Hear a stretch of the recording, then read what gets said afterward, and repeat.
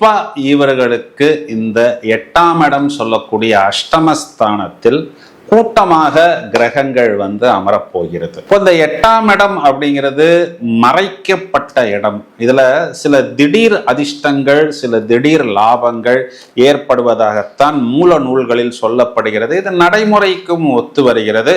குறிப்பா இது எப்போ ஒத்து வருகிறது அப்படின்னா இந்த 6-8 தொடர்பு வரும் பொழுது இது ஏற்படுகிறது. இப்போ இங்கு 8ஆம் இடத்தில் மறைக்கப்பட்ட விஷயம் அப்படின்னா என்ன அர்த்தம்னா, பழைய விஷயம் பிரதர், இதெல்லாம் எடுபடாது, இந்த கான்செப்ட், இந்த ப்ராடக்ட் எல்லாம் புராணே வாலே, ரொம்ப ரொம்ப பழசு, ஆன்டிக்கு அப்படின்னு நீங்கள் எதையெல்லாம் நினைத்தீர்களோ அதையெல்லாம் எடுத்து தூசி தட்டி ஒரு புதிய முலாம் போட்டு இன்னைக்கு அந்த பொருளுக்கு தான் பிரதர் டிமாண்டு, அதனை வாங்கி கொள்வதற்கு, அந்த கான்செப்டை எடுத்துக்கொள்வதற்கு இப்போ இன்னைக்கு எவ்வளவுதான் நவீனமான டிஜிட்டல் டெக்னாலஜி வந்தாலும் இன்னும் அந்த பழைய விஷயங்களை பலர் எதிர்பார்த்து காத்து கொண்டுதான் இருக்கிறார்கள்.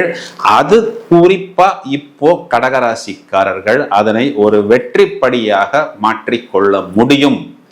ஏன் அப்படின்னு பார்த்தோம்னா, இந்த 8ஆம் இடத்தில் இருக்கக்கூடிய கிரக கூட்டணியானது முதல்ல செவ்வாயோடைய நட்சத்திரம். இந்த செவ்வாய்ங்கிறது யாரு?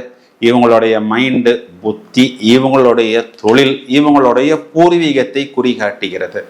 பிறகு ராகுவுடைய நட்சத்திரம். அப்போ அந்த ராகுங்கிறது இன்னைக்கு டிஜிட்டல் டெக்னாலஜி.